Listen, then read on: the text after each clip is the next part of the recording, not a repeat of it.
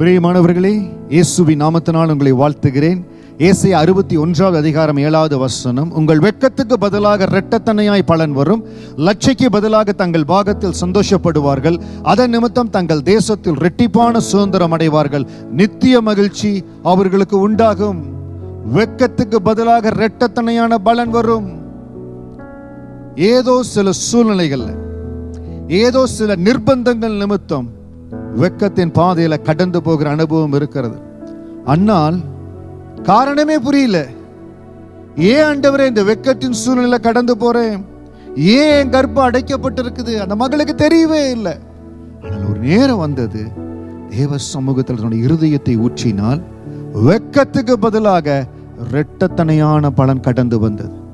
இன்னைக்கு எந்த இடத்துல உங்க இருதயத்தை மனம் அடிவாக்குறாங்களோ, உங்களை ரொம்ப வேதனைப்படுத்துறாங்களோ, நீங்க செய்யாத காரியத்திற்கு உங்க மேல குற்றத்தை சுமத்த பார்க்கறாங்க பாருங்க.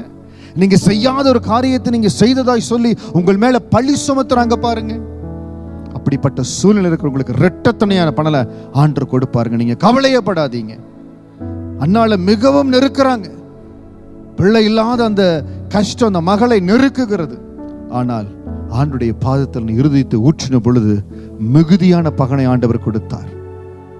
அதன் நிமித்தம் தங்கள் தேசத்தில் இரட்டிப்பான சுதந்திரம் அடைவார்கள், நித்திய மகிழ்ச்சி அவர்களுக்கு உண்டாகும்.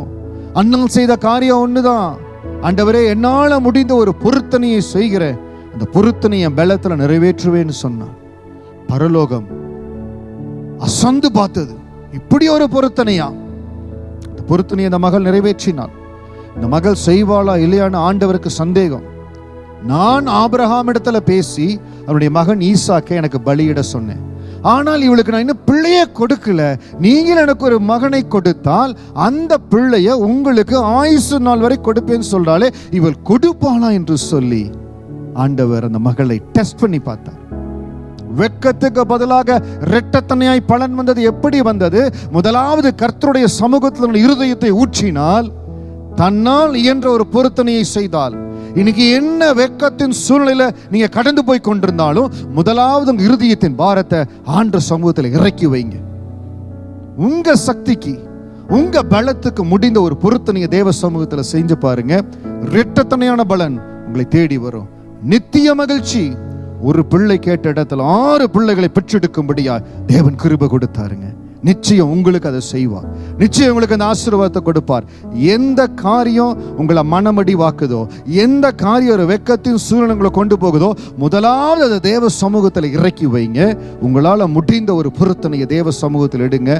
ஏசாயா 61:7 வசனத்துக்கு சாட்சியாய் நீங்க இருக்கிற பட்டணத்தில் இருக்கிற சபையில கர்த்தர் உங்களை சாட்சியாய் வைப்பார். நீங்க மகிமையான சாட்சியாய் வருவீங்க. வெட்கத்தின் நாட்கள் முடிந்து போச்சு. மகிமையான நாட்கள், ஆசீர்வாதத்தின் நாட்கள், நித்திய மகிழ்ச்சி நாட்களுக்குள்ளாய் நீங்க கடந்து போறீங்க. பரிசுத்த ஆவியானவர் உங்க கரத்தை பிடித்து நித்திய மகிழ்ச்சியின் காலங்களுக்குள் நடத்துகிறார். God bless you. சந்தோஷமா இருக்கு.